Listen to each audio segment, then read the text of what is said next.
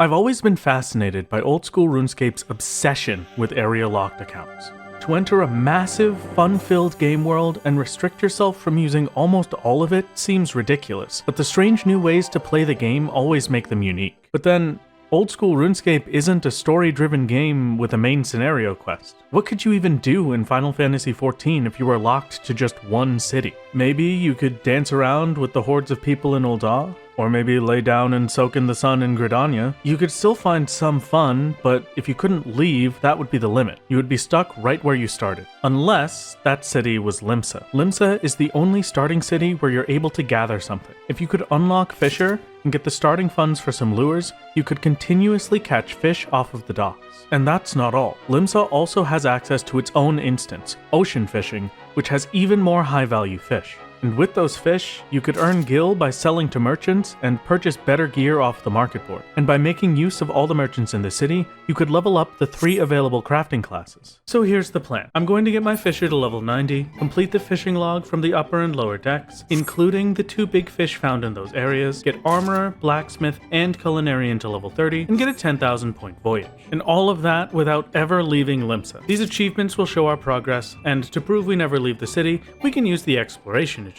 If I ever step out of Limsa, even accidentally for just a second, I'll be given one of these achievements and be forced to restart the account. With our gorgeous bunny boy created and the best possible name chosen, it was time to start our long journey. We were going to need high-level fishing gear to complete the fishing logs, which meant somehow getting a lot of money. The upper and lower decks each have a unique big fish, the golden fin for upper and the octomammoth for lower. Both of these fish required 300 gathering as a minimum to have a chance to catch them. To get anywhere near that number, we would have to rely on the market board. So, with that in mind, we had to start scratching together some starting funds. And we'll get those starting funds from completing every quest in Limsa that I can, which is, surprisingly, a decent amount of them. As we go through the Aft Castle for another quest, we take a quick detour to the Mail Moogle. The Mail Moogle is filled with all the account items I've accumulated over my years of playing. Very few of these are going to be usable, and most will just stand as good fashion, but there's one item in here that's integral to later in the run. But it's a bit too early to talk about that. For now, the best items from this are the Feather Circlet to boost our XP until level 25, and the Tantalus outfit to give us some nice new clothes. After finishing up at the Mail Moogle, we've completed our last main quest all too soon. The level 4 quest, On to Summerford, is the first quest that makes you leave Limsa, so we'll never get any further than this. Aside from the occasional combat quest like Rats in the Wharf, we finish up every side quest in the city and end up with a grand total of 1,085 gil. And to get every cent we possibly can, we sell the potions and ethers we got from our quests, leaving us with 1,112 gil for our fishing gear. So we've gotten this far, and I'm sure you're wondering how we're even going to unlock Fisher in the first place. As many of you may know, to unlock any new class, you have to complete the level 10 quest for your starting class. The problem with that is for Arcanist and any other starting class, the quests will require you to leave Limsa and kill mobs. So there are currently 2 ways to deal with this. The first is what most would expect. You make an exception, leave Limsa to do the quests, then come back and never leave again. But since the main way for us to check if I've properly completed this challenge is to look at the achievements, this would effectively ruin the account. It would be way too easy for me to pretend like I never left Limsa and go run off to Summerford. And so, we come to option 2. There is another way, one so ridiculous that it just might work. Pay to win, baby! The level skip available from the Mog Station will automatically complete the quests for any class you level up, including, of course, the level 10 quest. This means that, essentially, if we give in to corporate greed, it might count as the completion necessary to unlock crafting and gathering classes. So, with the hope of having the perfect Limsa account, we shelled out $25, and it worked! All those red class quests turned over to blue. The level skip also comes with a lot of good items. It gives armor, a weapon, and 500,000 gil, which I promptly threw away as I didn't want to trivialize things by starting with $500,000. We had other plans for a large amount of money that didn't require buying things off the Mog Station, something that anyone trying this challenge could do even if they took the first option. Final items thrown out, and feeling a bit underdressed, Fisher was unlocked. After a quick stop to pick out a nice new outfit, we had to complete the first quest in the next 15 minutes. I was trying to get on the next ocean fishing voyage, and to do that, we would need some anchovies. You know, with all the fishing in this video, it would be surprising if I didn't do a fishing for subscribers While collecting those anchovies, we get a start on filling the fishing log with finger shrimps, Melthor goby, malm kelp, and Lamentin anchovies. A few short minutes later, the anchovies were handed over and ocean fishing was unlocked. The quest to turn in for ocean fishing also got us the greatest boon we could ask for, 10 versatile lures. The normal price of a versatile lure is 300 gil. If we were lucky and they didn't all break, this could be enough to get us to 90 without ever having to spend gil on bait, which was really important since the specific ocean fishing bait cost 8 gil each. What a ripoff, dude. Plumpworm, oh my god, those are expensive. And with that, we have the most important unlock for this character, ocean fishing. I'll go over why when we get on the first ship. For now, we had some time before the next voyage, so I grabbed some pill bugs to get started on the next fisher quest. Questing started, we add harbor herrings and coral butterflies to the log. 3 herring later, the quest was complete, getting us new gear and a huge stockpile of bait. Crayfish ball bait wasn't exactly useful in Limsa, but it was a nice emergency fund of 99 gil if we ever fell on hard times. The next fishing quest sent us outside of Limsa to catch a princess trout, so this was the end of gathering quests. For now. Shortly after, it was time for our first ocean voyage. After the obligatory dynamis wait times, 6 minutes later, we got a full boat and it's time to ship off. As I mentioned earlier, ocean fishing is the crux of this character. 2 of the 5 main goals are reliant on ocean fishing. The 10,000 point voyage, which would take an insane amount of luck with how limited my abilities are, and level 90 fishing. The fish on Limsa's docks give a good amount of experience from level 1 to 15, but anything higher than that, and it starts to be in the tens of hours per level, while the experience from ocean fishing scales with your level, so it makes reaching level 90 much more realistic. And of course, there's one more thing that makes it important. Oh, okay, I will take a 3 right off the bat. Oh my god, a spectral? My first fish is a spectral? That's 16 gil. I'm gonna be rich. Hold on, wait, this is amazing for money. Spectrals are 16 gil. Another one? More money? More gil? 2 spectrals in a row. That's 32 gil. I'm gonna be rich by the end of this. If you didn't know, the green hue on an item is called dungeon rarity. Those spectral butterflies weren't the only ones priced so high. All of the dungeon rarity fish from voyages were worth 16 gil. There's an event in ocean fishing called the Spectral Current. The current has a very rare chance to appear every time someone catches a spectral fish. And of all the people on this boat, I had the lowest chance to cause it. Since you have to catch a specific fish, normally players will stock up on the 3 baits we saw earlier and use the preferred bait for each area. But all I had was a versatile lure, so rather than targeting any specific fish, I just caught everything. It would be absolutely ridiculous if I ever— No way, dude! No way! I've gotten 4 spectrals and I just pulled the Spectral Current. Okay. Wow. Alrighty then. There goes my luck for the rest of the video. This is what makes ocean fishing so overpowered. During the current, fish will bite much faster than normal, and the animation for catching them is heavily reduced. More importantly for us though, all of the fish from Spectral Currents are dungeon rarity. At 16 gil per catch, this was the best way for us to make money, and we could do it 3 times per voyage. My low level and lack of gear meant we lost some fish to GP, but other than that, the first spectral went amazing. I just pulled 4 spectral butterflies almost in a row, got Spectral Current, and now I'm rich out of my mind. After getting spectrals in the next 2 areas, I managed a stupidly high score for my level, 8,650 for my first one, reached level 30, got a new friend. I got the little minion? I know his name is the Major General, but I'm gonna call him the Admiral. The Admiral is here to hang out with us for the rest of our fishing adventures. And a nice bit of gil from selling the fish. 400 gil for that? That is insanely good money. With our new riches in hand, it was time to get a pulse on the market pool. Everything within reach right now was decently low level, so there wasn't a point just yet. It seemed like we had a chance for better gear at reasonable prices once we leveled up. But for now, it was time to store up our gil and grind out levels. I mean, I'm happy with this. That was super good for our first voyage. With our setup complete and the first voyage done, it was time to log off. Hopping back on, we grabbed some mineral water from the Culinarian Guild for boosting experience during voyages. If you didn't know, food buffs will boost your experience gained by 3%.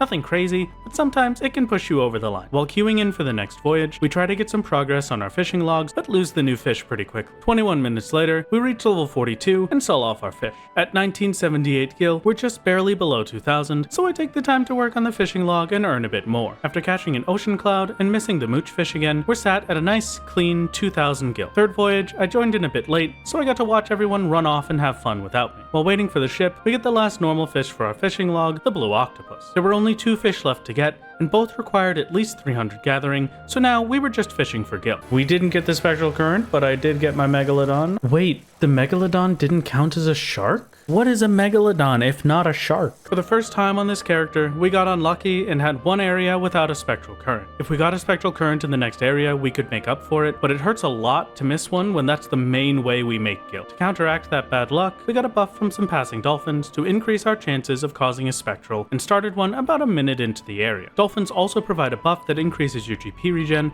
so I could use my abilities all that I wanted without much issue. Then I pulled in a bit of a special fish. 690 points? Oh, that one was huge. And then I got another one. We ran out of time for the final cast, but finished this area with almost 4,000 points. I started with just 900, so this had been insanely lucky. If I could finish all 3 voyage missions and get some good fish in the next area, this might be our 10,000 point run. The spectral came in late, with only 2 minutes left on the area, though we still managed to get over 5,000 points. But we only managed 1 of the 3 voyage missions, so our bonuses for voyages were low, and we ended with only 8,900 points. Incredibly close, but not enough. This just served as a reminder for how ridiculously lucky we would have to get our 10,000 point voyage.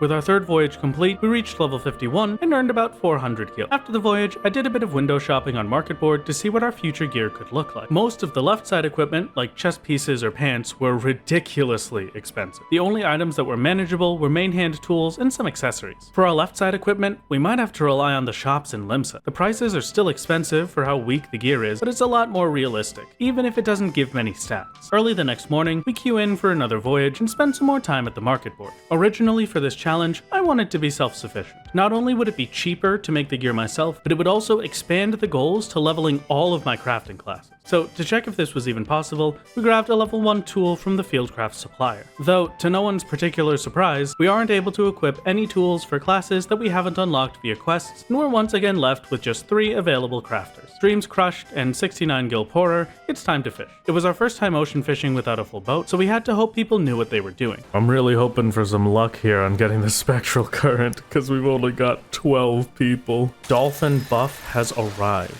Hey. Thankfully, things went well, and we got all 3 spectrals with plenty of time to use them. Level 56 and just under 400 gil for our fish, things were going great. The funds we needed to get equipment were still far out of reach. Thankfully, I had a plan for how to handle it. There was one thing from much earlier in the run that would get us enough for high level gear, but first we needed to hit a good level for it, so we're on to the 5th voyage. While waiting for the ship, I took the chance to practice spinning mobs for solo-only Zamail attempts. With a full boat and all spectrals, we reached level 62 and hit 3,100 gil. 62 was a high enough level to get one of the best fishing rods for Limsa. For just 1,500 gil, this level 62 rod on its own gave us 242 gathering. Now we were just 37 gathering away from finishing the Limsa fishing logs. But with how much gathering equipment costs, even for low-level gear, that was no easy task. So it was time to unveil my secret plan. The 1,000 gil we started with wasn't our only starting fund. Another was just a bit more hidden. Silver chocobo feathers are given to players for making a character on a preferred world, and for players that use the Recruit a Friend program. These feathers can be traded in at the Calamity Salvager for high-level combat gear, which can then, in turn, be sold to a merchant for a ridiculous influx of gil. So, with the 10 feathers from the preferred world, and 10 feathers from Recruit a Friend, we can get 8 pieces of level 80 armor. Every armor piece sells for 1,625 gil, bringing us just short of 15,000. Rich out of my mind, it was time for a shopping trip. The cheapest armor still comes from an NPC, so we would end up spending a lot on low quality gear. A linen doublet gets us to 293 gathering, and some hempen work gloves push us over 300. You might be thinking, couldn't you have just used food buffs to do this rather than buying the equipment? Yeah, probably. I didn't think of that until just now. But either way, we were finally able to finish our fishing logs.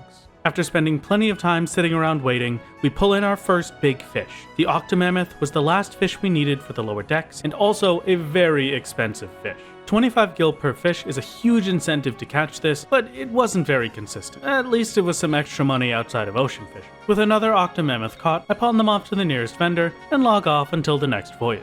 Many days later, on May 22nd, Final Fantasy XIV got its new major patch, 6.4, The Dark Throne. With the usual new MSQ and a lot of other things we can't make use of, there was one update that affected Limsa. Ocean fishing got a new, higher level route, the Ruby route. Upon seeing this, I stopped reading immediately and headed to the docks. I was incredibly excited. What would this new route hold? Higher value fish? Better experience? More achievements to add to the list? Hello gamers, welcome back to another day of Limsa. New patch just came out, so I'm gonna see if maybe there's some older accessories that are cheaper that could give me some GP maybe. It looks like they're still just as ridiculously expensive, but either way, new patch said it included some funny new areas for our ocean fishing, and so of course our ocean fisher must participate. And so excited as I could be, I sat waiting for my big moment, ready to cast out to unknown lands. We registered aboard, it is time to go. But for some reason, the voyage wasn't starting. Nothing too crazy, I suppose. I was on Dynamis after all, but something felt off. Okay, so once this ocean fishing trip is over, I'm gonna hop over to Crystal with this character, just to get the ocean fishing trips to go a bit faster, because it's 9 minutes now before we can get on this boat, and I had queued up for that as it opened. It's taking a while.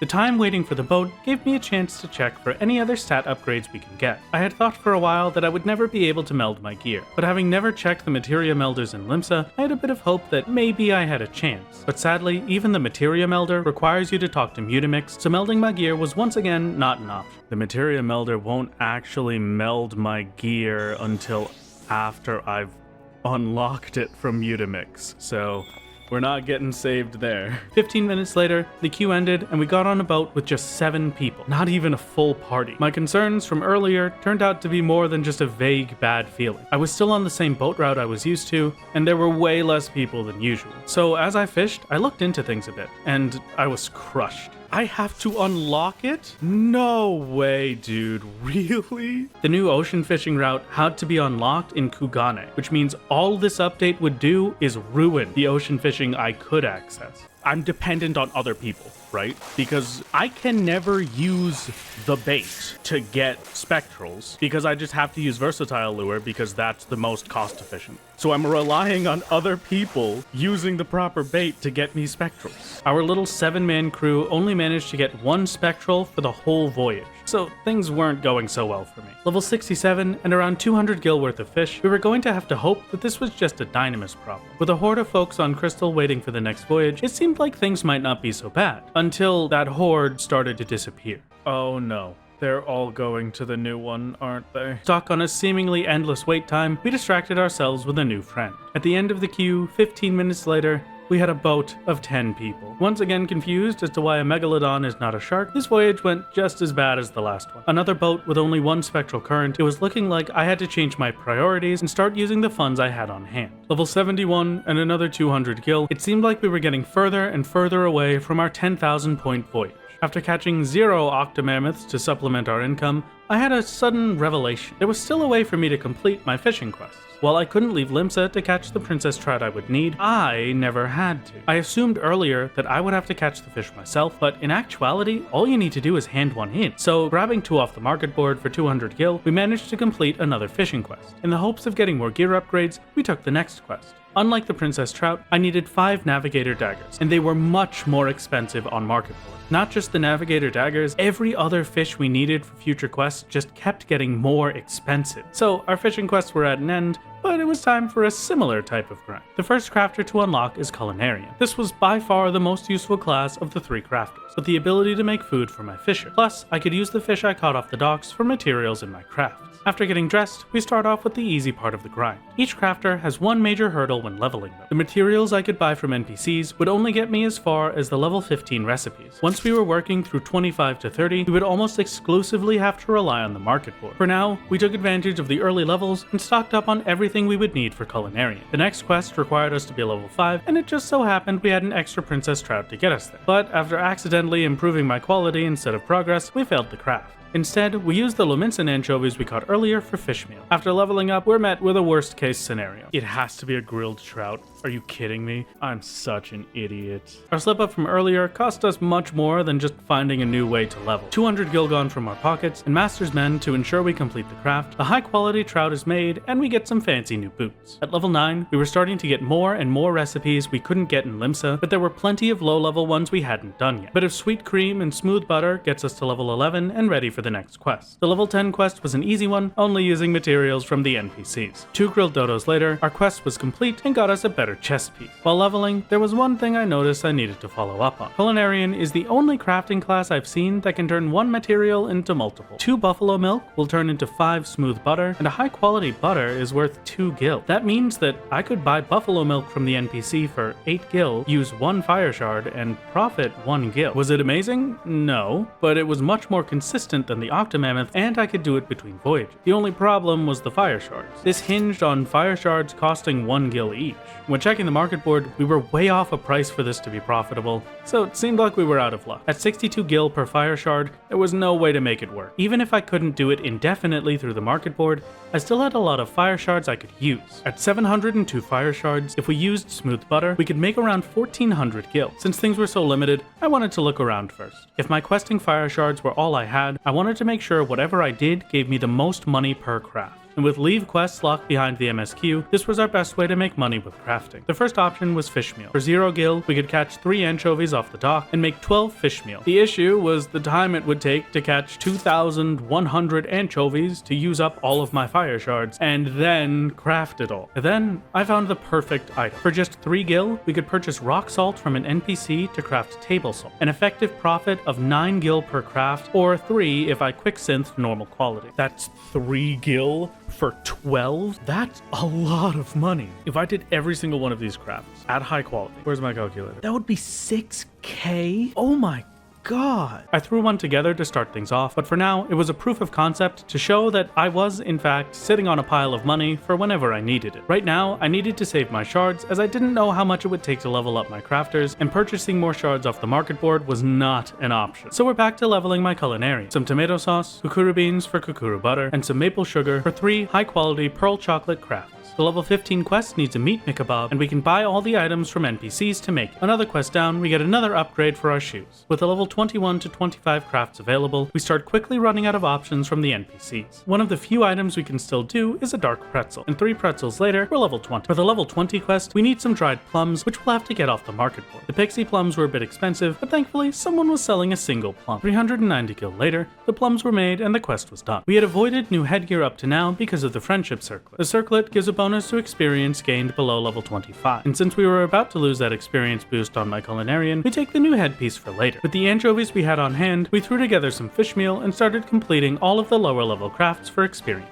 Olive oil, more kukuru powder, a bit of flour, some pie dough, queuing in for the next voyage, and some high quality rabbit pies to use on my fisher. Oh, full party. Thankfully, my issues from earlier seemed to have calmed down, and people were doing normal ocean fishing again. With our rabbit pies as a snack, it was time for a well-deserved good voyage. Which, of course, means it's time to lose our first lure and no spectrals in the first area. And in the second area, we got the spectral with just a minute left. Final area, we got the spectral pretty quickly, but we did lose out on a good bit of experience from the first zones. At least it was a full boat. 6,800 points, level 74, and just over 400 gil. Now it was back to grinding culinarian. We grabbed some super cheap antelope shanks, discover popotos are from market board, Way more expensive. data center hop to find some for cheap, grab some for 2 gil on Lamia, make 3 antelope stews, grab a cheap alt goat chuck, and craft an alt goat steak to hit level 25. Luckily enough, alt goat steak just so happens to be the item for the quest. Level 25 done, and some fancy new gloves obtained, we were in the final stretch. Looking to use up the rest of the alt goat, we grabbed some Highland parsley off market board and make a furniture item, Riviera Supper. It only gave us around 9,000 experience, but it sells to a merchant for 150 gil each. Not including shards, this was a nice profit off of market board items. With a cheap stack of 26 Alco chucks, we get to work. 7 crafts later, we're out of Highland parsley, sell off all of the suppers, and finish our leveling with Algoat steaks. Culinarian was 30, and our first crafter goal was complete. To finish things off, we grabbed the level 30 quest. The first high quality request also needs us to grab some raptor shank and sun lemon off the market board. After seeing some outrageous prices, we grab a raptor shank for 500 gil and 10 sun lemons for 1,000. A high quality raptor shank made, the level 30 culinarian quest was finished. And now, as a level 32, we can take the moment and see we profited off leveling my crafter. The quest rewards almost always counteracted the cost of leveling, and after selling off our final items, items, we were over 10,000 gil. One of 3 crafters finished, it was time to take a break until our next voyage. Revitalized the next morning, we try and hop on another boat. Stuck with the early morning wait times even on Crystal, I had to do something to fill the time. So it was time to start crafting. Blacksmith and armorer unlocked, we had around 5 minutes to get through the first level. Both quests required 1 bronze ingot, so I crafted 1 on each class. As we handed them both in, our ship was ready to sail. With 13 people on board, I didn't have the highest of hopes, but all we needed was a bit of luck. We start things off with a very late spectral, but still managed to get a good few fish. My big moment, pulling up the spectral current. No, somebody got it right before me? And it was a spectral that was supposed to be my moment. Come on. The first fish we pulled up the spectral showed us just how lucky a boat could be. Ooh, shark. That's a really good shark. And another one. Okay, that's really, really lucky. Another 500. Another 500. This is amazing. That was insane. I've got almost 4,000 points, not including any of my bonuses. By far the best chance we've had at our 10,000 point achievement. Now it was all up to the third area and any bonuses. If I could complete all 3 voyage missions or cause a spectral, I had it no question. Right as a group of dolphins arrived, we got the last spectral. I didn't cause it, but the dolphin buff gave us all the GP we needed to catch plenty of fish. And all of those fish pushed us up to 5,400 points. But there was still a problem. That spectral and this entire area hadn't been enough to complete either of my remaining missions, so it was left up to fate. I just had to hope my bonuses would be enough. Ooh, 20%. No way! You've gotta be joking, dude.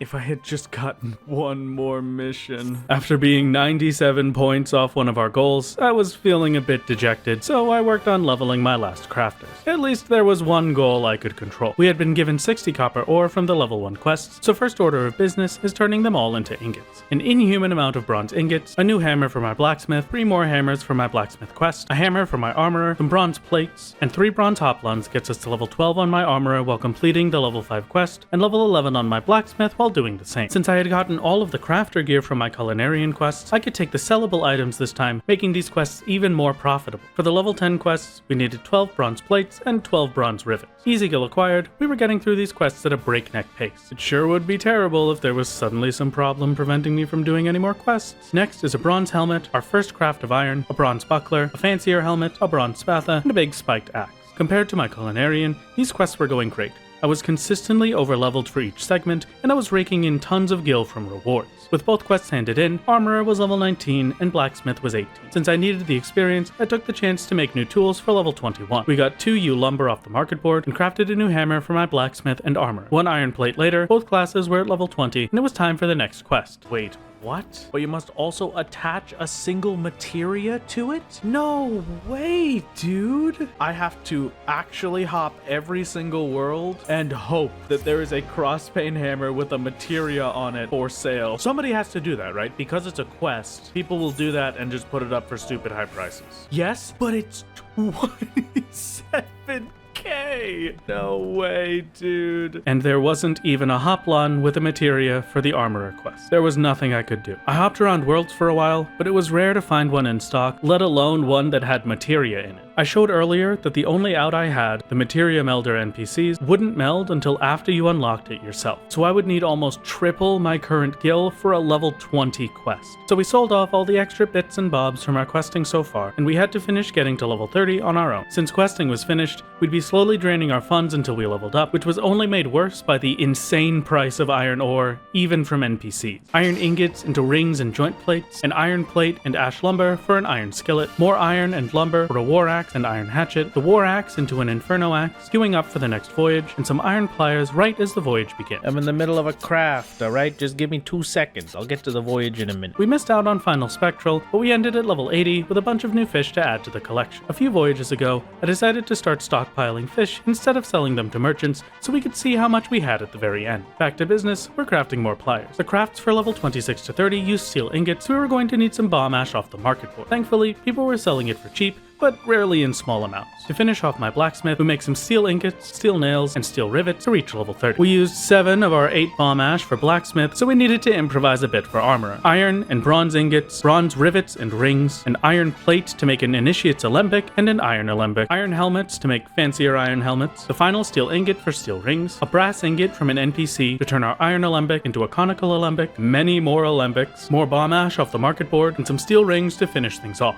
Level 30 armorer, that is all 3 crafters at level 30. And with that, in just under 14 hours, my crafter goals were finished. Now, there were only 3 goals left. Level 90 Fisher, the Limsa Upper Decks fishing log completion, and the ever-elusive 10,000 point voyage. We catch our first fish on the upper decks to unlock the fishing log and get ready for the final big catch. Selling off all the crafter items we had left, it was time to take stock of our remaining funds. One way to make the 10,000 point voyage easier was to use triple hook, but with just 6,200 gil left, there was no way we could get the 350 GP to use it, not even with our beloved crab cakes. After around an hour, it was time for another voyage. Now that we were level 80, experience from ocean fishing would slow down drastically since the Road to 80 buff had fallen off. Road to 80, a buff you get for making a character on a preferred world, had been doubling all of our experience gains since the very beginning. Without it, things were going to feel a lot slower. We missed one of the earlier spectrals, but in the final area, I pulled one up myself. The worst possible one we could have gotten because there's only a minute left, but I did it all the same. It was from me. You're welcome, everybody. But even with the bonus for Spectral Current, it still wasn't even close to 10,000.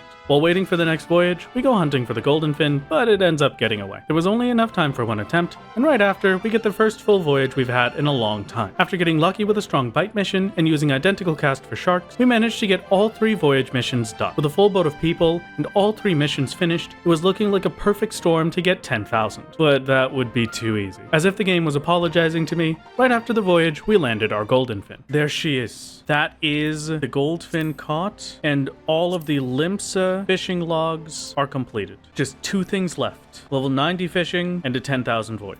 Later that night, around 1 AM, I couldn't sleep and decided to do another voyage. In my sleep-deprived stupor, I forgot to record my audio, but hey, that's what narration is for. The first spectral came early, giving us plenty of time to rack up points, and we ended the first area with 1,800. There was no spectral for the second area, but I took the chance to stack up as many angler arts as I could. 3 stacks of angler arts could be used to get 150 GP back, so when the next spectral came, we could do some incredible combos. With 5 minutes left and the dolphin buff activated, we got our final spectral. Identical casting a high-value pufferfish and one last eel gets us over 5,100 points. And right at the end, with 50 seconds left, we managed to finish all 3 voyage missions. I had never been happier that I couldn't sleep. Just like that, there was only 1 goal left, the easiest of the set, Fisher at level 90. After using the mount I would never be able to summon, it was time to rest. Waking up the next morning, we hop on a voyage and end up with 4 million experience left to 90. The next voyage would be our last. With a heavy heart, we queue in for our final ocean fishing voyage. Standing atop the ship's figurehead, we take in the sights one last time. And then, surrounded by the lights of the spectral current, our journey came to its end. As the sun sets on our final voyage, there was just one thing left to do. Our collection of fish had gotten ridiculous, so it was time to sell everything off. For all that fish, we made 3,400 gil. As a final farewell, I wanted to spend it all, and there was a high-level gathering earring just within reach. So, after making use of our fire shards for table salts, with one final sale to our favorite NPC, at long last, we had our first new accessory. Without ever leaving Limsa Lominsa. Not a single area in Lenosha, nothing in Thanalan, nothing in Central Shroud. Still on the level 4 MSQ that wants me to leave and go to Middle Lenosha. We have gotten everything. Everything I set out to do is done. All of my crafters are at level 30. My fisher is at level 90. We got our 10,000 point voyage and the mount that comes with it that I'll never be able to use. We've got honestly some really good gear for how limited our money has been. 19 hours and 41 minutes for a perfect Limsa account. I'm really proud of this one. I really am. Goodbye, Mr. Dolphin. Goodbye.